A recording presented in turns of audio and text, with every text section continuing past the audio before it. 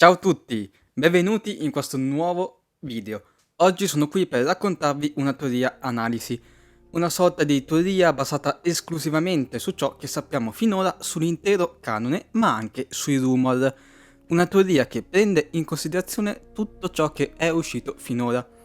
Il video precedente può sembrare molto simile, ma lì parlavo di cosa fosse l'isola, a chi apparteneva e perché. Quindi invece ragioniamo insieme su cosa volevano fare su questa isola e di conseguenza gli eventi tra il dominio e la rinascita. Ci tengo a sottolineare che questa teoria è principalmente mia, l'ho formulata per conto mio basandomi su un vecchio rumor e su ciò che vediamo nei trailer che ho analizzato personalmente. Tutto ciò si lega molto alla teoria che ho detto nel video precedente che ho spiegato molto bene, quindi in questo video sarò molto superficiale. Per ulteriori dettagli quindi vi invito a recuperare il video. Cosa potrebbe dirci di nuovo questo film? Prima di iniziare vorrei ricordarvi di iscrivervi e mettere mi piace al video se volete altri contenuti sul mio canale a tema esclusivamente Jurassic Park. Ora però partiamo. Jurassic World La rinascita è un film che sta avendo un sacco di teorie dietro e un bel po' di rumor e leak. E tutto questo come ci aiuta a capire in che direzione sta prendendo il film? Ora ve lo spiego per bene.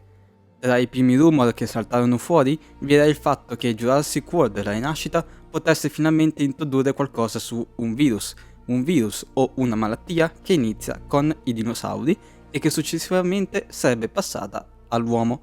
Questo virus è un tema importante nel secondo libro di Crichton, Il mondo perduto. Se questa malattia verrà trattata nella rinascita, cosa significa per il film e il franchise? Beh, significa tante cose. Innanzitutto, ragioniamo su tutte le prove che ci potrebbero dire che c'è una malattia. La trama, infatti, gira intorno alla ricerca di DNA di questi dinosauri su questa isola per salvare vite umane. Ma che legame c'è tra i dinosauri e l'uomo? Perché solo ora il DNA di queste specifiche creature serve all'uomo? Qui arriva il rumor e in seguito la mia teoria. Teorizzo, per via di un rumor su una malattia, che Jurassic World La rinascita ci presenterà una nuova situazione. Una situazione in cui i dinosauri stanno morendo anche velocemente per via di una nuova malattia e insieme ad essi però stanno morendo i primi umani per la medesima malattia. Ecco quindi che serve prendere dal DNA da dei dinosauri per trovare una cura. Ma perché servono questi dinosauri di questa isola? Prima di poter rispondere a questa domanda, dobbiamo analizzare cosa ci facevano su quest'isola. Secondo me, ed è qui che arriva la mia teoria personale, l'isola appartiene a molteplici entità, a molteplici aziende, o meglio a capi aziendali. Di fatto sull'isola vediamo il logo InGen, vediamo il logo Parker Genix e ha un sacco di rimandi alla Biosyn, quali la tecnologia, i dinosauri presenti e tanto altro. Nel video precedente, analizzando il canone, avevo teorizzato che l'isola quindi non sia della InGen, o meglio, non è della InGen guidata da Masrani per il Jurassic World. Si tratta della InGen guidata da Vic Hoskins, quella stessa InGen che in Jurassic World portava via embrioni e campioni di DNA e nei laboratori segreti di V avevano animali ibridati e mutanti. Parlo di quella stessa InGen che portò via V in Jurassic World. Stiamo parlando della InGen che c'era a Villa Lockwood in Jurassic World Il Regno Distrutto, guidata da Eli Mills, che conosceva bene la Biosyn e probabilmente la gente che ci lavorava. Stiamo parlando della InGen corrotta, quella che non ha niente e nessuno che sia effettivamente InGen o Masrani, bensì Biosyn. Stiamo parlando della stessa InGen che ormai è sotto il controllo, o meglio dire, dominio, della Biosyn. Di conseguenza, l'isola, i suoi esperimenti e tutto ciò che ha a che fare con essa è legata soprattutto alla Biosyn. E anche se è abbastanza evidente ad un occhio molto acuto, lo è molto meno all'interno del franchise. E questo perché? Perché la InGen in Jurassic World è appunto una finta InGen, è Biosyn che si camuffa da InGen per far sì che ogni azione illegale o negativa sia associata ad essa. Per questo il logo InGen è diverso, pur ricordando molto il tema Biosyn. Per questo c'è tecnologia Biosyn e ci sono dinosauri Biosyn. Ma tutto ciò cosa c'entra con la malattia? Come ho detto, la Biosyn, ed è canonico, lo sappiamo da dei documenti fittizi ma canonici, si finge la InGen in modo che sia da associare tutto alla InGen stessa. Perciò la Biosyn poteva fare ciò che voleva, esagerare o creare qualsiasi cosa, perché se fosse andato storto qualcosa, la colpa era della InGen e di Masrani, che probabilmente a sua insaputa lasciava che tutto questo avvenisse. Quindi le sperimentazioni su questa isola sono la Biosyn che ha esagerato letteralmente, ha voluto fare più di quello che si potesse già fare e ha fatto un casino indescrivibile. Dinosauri mutati, malattie e il tutto collaborando con Parker Genix. E questo suo imbroglio credo abbia funzionato molto bene nel franchise stesso, perché a quanto sembra i nostri protagonisti sono convinti sia tutto fatto dai proprietari del Jurassic World, se non addirittura da Jurassic Park. Di conseguenza la Biosyn ha creato il Distortus Rex, lavorando insieme alla Parker Genix e alla InGen corrotta. E ora vi mostro velocemente altre prove. Infatti ci sono cartelli e loghi InGen e dei due parchi sparsi ovunque, con diversi font e diversi colori, quasi come se volessero sottolineare il fatto che questa è la InGen. No, non è Biosyn, vedete loghi Biosyn? No, ci sono loghi InGen però. Li vedete? Eccone uno, eccone un altro ancora. E quello cos'è? Avete capito. Inoltre, non solo la tecnologia è simile a quella Biosyn, ma anche i colori sono estremamente identici. C'è da ricordare però che tra la Biosyn del 2010 e la Biosyn del 2022 sono passati 12 anni, anni in cui la tecnologia si è evoluta e per di più nel frattempo è cambiato il CEO. Infatti Lewis è CEO Biosyn solo dal 2014 circa. Ora che abbiamo chiarito questo punto e la mia teoria, come rispondiamo alle domande di prima? Perché c'è una malattia e cosa c'entrano i dinosauri di questa isola? Come vediamo dai trailer, durante la sperimentazione su questa isola hanno creato il Distortus Rex. Questa creatura mezza ibrida e mezza mutante è all'interno di una cella che presenta una doppia chiusura. In genere questo significa che c'è il rischio di contaminazione. Infatti, sappiamo già da tempo che le sostanze all'interno di questa cella sono sostanze teratogene. Queste sostanze esistono davvero e sono sostanze che in determinati stadi di sviluppo di un essere vivente riescono a creare mutazioni anche gravi e direi che si vede molto bene. Ecco il perché inoltre della tuta. Ora, dato che il Distortus Rex è mutato, ed essendo probabilmente uscito dalla gabbia insieme anche alle varie sostanze teratogene, probabilmente ha diffuso in tutta l'isola le possibilità di creare nel tempo mutazioni nei dinosauri di tutta l'isola e di conseguenza creare anche virus nuovi o malattie.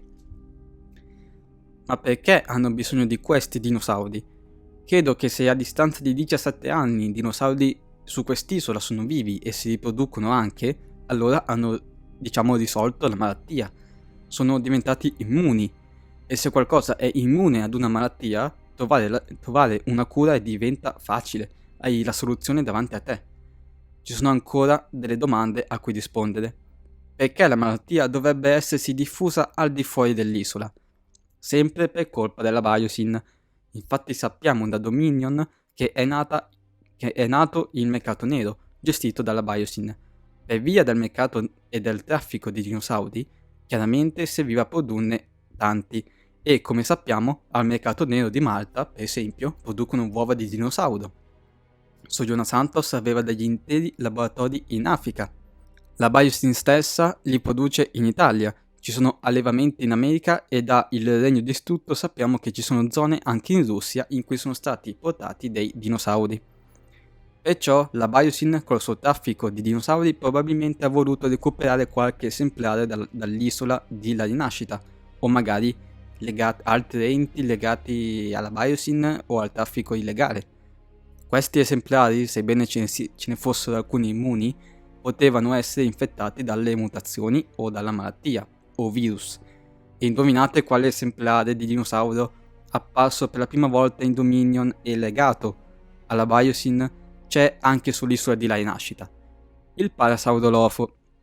Come dissi più volte in altri video, questo Parasaurolofo per qualche motivo viene ignorato da molti, tuttavia credo sia la chiave per collegare tutti gli indizi e i punti. Ha un design completamente diverso dagli altri esemplari, ha mutazioni sul muso, colori simili alle altre creature dell'isola e sembra abbia DNA di altri animali, un po' come appunto i dinosauri dell'isola di La Rinascita. Credo che ormai si sia capito il nesso. Di conseguenza è bastato esportare qualche esemplare dall'isola e boom, hai creato nel giro di qualche anno una nuova epidemia, o forse addirittura una pandemia, dipende che situazione ci presenterà il film. Vorrei infine sottolineare altri punti meno importanti ma che danno sostegno a questa ipotesi e alla mia teoria, che ripeto è basata principalmente sul canone analizzato.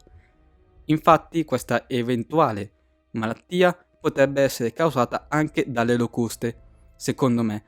Infatti le locuste non sappiamo ancora che origine abbiano, insomma, non sappiamo di preciso quando la Biosyn ha iniziato a sperimentare con esse, non sappiamo quando di preciso si sono liberate per la prima volta nel mondo e sappiamo da teoria del caos che anch'esse sono state trafficate. In Dominion stesso vediamo delle tute di anticontaminazione e le celle a doppia chiusura. Che anche le locuste di Dominion possano aver contribuito allo sviluppo di questa malattia? Chi lo sa? Magari addirittura nel nuovo film vedremo qualcosa legato alle locuste. Sarebbe in questo caso la conferma delle conferme. C'è da tenere poi a mente che l'isola è tenuta sotto osservazione dal governo, nessuno ci va, che sia forse in quarantena proprio per la malattia? E inoltre sappiamo che la Biosyn si è lentamente infiltrata anche nei governi, principalmente americani, e spiegherebbe il perché l'isola sia sorvegliata, spiegherebbe perché il governo sa di quest'isola da tenere sotto osservazione e non ha fatto niente per quel che sappiamo per porre non solo fine a questi esperimenti, ma spiega anche perché finora non abbia fatto nulla nei confronti della Biosyn o della Parker Genix o della InGen stessa. Voglio dire, se un'azienda ha fatto delle azioni illegali, ma guida anche i governi mondiali e forse le forze armate e di polizia, tenendo a mente che sono state menzionate come compratori in Jurassic World Teoria del Caos, allora chi c'è a denunciarti o a bloccarti? La risposta è chiaramente nessuno. Vorrei poi dire delle ultime cose. Un altro punto che vale la pena dire è che Parker Genix sa di quest'isola, sa che serve a loro, sa che ha dinosauri che servono, sa che lì c'è qualcosa che aiuterà con la malattia e sa che è tenuta sotto controllo. Lo dico per sottolineare quanto anche Parker Genix sia coinvolta già da tempo. E se è così, allora sicuramente alla Parker Genix sapevano qualcosa riguardo la InGen corrotta e la Biosyn. Infine vorrei dirvi che secondo me Teoria del Caos stagione 4 ha il potenziale di dirci molto di più su questa dinamica, dato che sarà non solo l'ultima stagione, ma sarà l'ultima volta in cui potremo vedere la Biosyn, vedere Lewis, vedere i 6 di Nublar e vedere i personaggi legati ai primi 6 film. Teoria del Caos stagione 4 potrebbe quindi forse raccontare qualcosa per chiudere definitivamente la prima fase di questo universo e indirizzarci ancora meglio nella fase successiva, che vedremo iniziare già tra meno di un mese con Jurassic World La Rinascita. Ma di Jurassic World Teoria del Caos stagione 4 ne parlerò molto meglio in un altro futuro video. Con questo ho finito. Vi ho esplicato la mia teoria, che valorizzo molto, principalmente perché la baso su molte analisi e vi ho anche esplicato il rumor. Vorrei dare un mio parere finale prima di salutarvi. Credo che tante cose post-Dominion non erano state pensate prima di realizzare questo film, ma ascoltando anche le parole di Coep sul fatto che non vuole cambiare niente del canone costruito finora, credo che in parte abbiano realizzato tutti e tre il film di Jurassic World con una storia dietro che potesse continuare per un bel po' anche dopo Dominion, facendo passare volutamente diversi anni tra un film e l'altro e nascondendo un sacco di dettagli e informazioni che solo recentemente stanno venendo allo scoperto gradualmente. Se tutto quello detto in questo video è vero, dubito che semplicemente Trevorrow sia andato e siano arrivate all'improvviso nuove idee da sviluppare. O meglio, in parte è così, ma sicuramente qualcosa devono essersi detti coloro che hanno lavorato alla trilogia di Jurassic World per fare questo nuovo film. Io non ho molto altro da dire, vi posso salutare qua. Ditemi la vostra nei commenti e io sono Jurassic Paddock. Alla prossima!